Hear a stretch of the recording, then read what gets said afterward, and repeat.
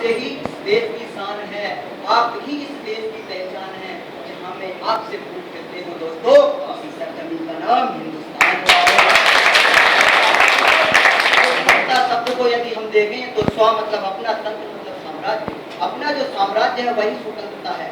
परंतु हम भौतिक रूप से यदि देखें तो 15 अगस्त 1947 को तो हम अंग्रेजों से आजाद हो गए, परंतु आंतरिक रूप से हम अभी भी अंग्रेजों के गुलाम हैं।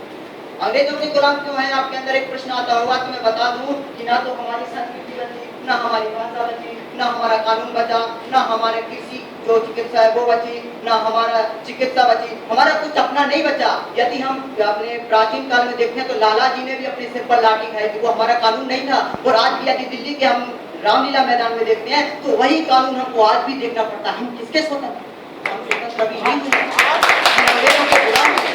हमें अपना जो देश है अपना स्वयं का स्वतंत्र होना चाहिए। ऐसे में एक शायर कहता है कि भारत माँ को जो करना नमन छोड़ दे, भारत माँ को जो करना नमन छोड़ दे, उससे कह दो कि वो मेरा वतन छोड़ दे।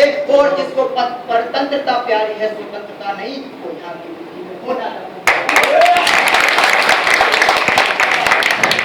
स्वतंत्रता दिवस जो है वो बहुत बड़ा ही मूल्यवान दिवस है। इस स्वतंत्रता की जो मूल्यता है उसको हम रुपयों में नहीं, पैसों में नहीं, सोने चांदी के सिक्कों में नहीं, जवाहरातों में नहीं, हम शहीदों के उन खूनों के रक्त से हमें स्वतंत्रता प्राप्त हुई है। अनेकों वीरों ने अपने खूनों से, जब जब पृथ्वी माँ ने हमसे एक खून मांगा, हमारे वीरों ने बाल्टी भर भर के खूनों को लज्जा पाई है और स्वतंत्रता प्राप्त हुई है। क्या हम इसको ऐसे ही जाने दें? नहीं।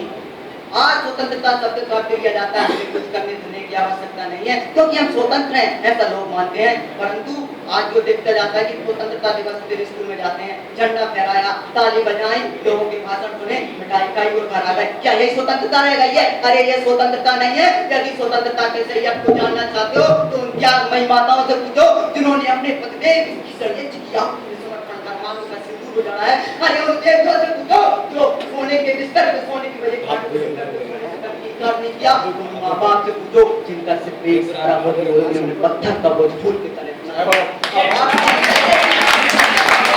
सभी को मंत्र का पाठ पढ़ाने वाला कोई ना कोई जबरदस्त होगा। तो मेरे दोस्तों, मेरे साथियों में कोई और नहीं था, वह देवदयानंद ही था। हाँ भाई, देवदयानंद जिसने सन 1857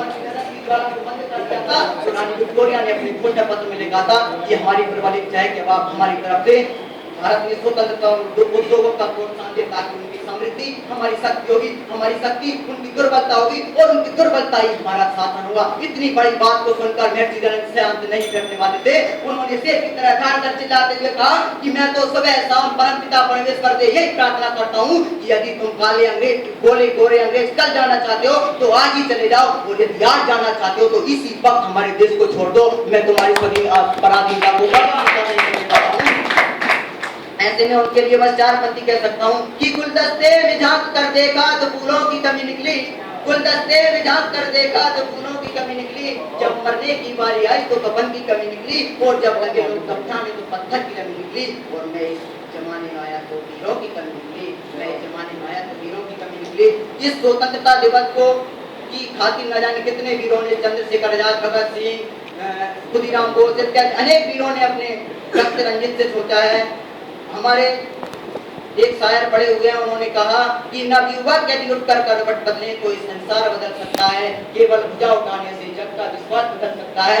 आपकी आशा में ही जग की आशा जागती और सोती है वीरों, यदि हम एक साथ सोते तो ये जमीन क्या आसमान बदल सकता है।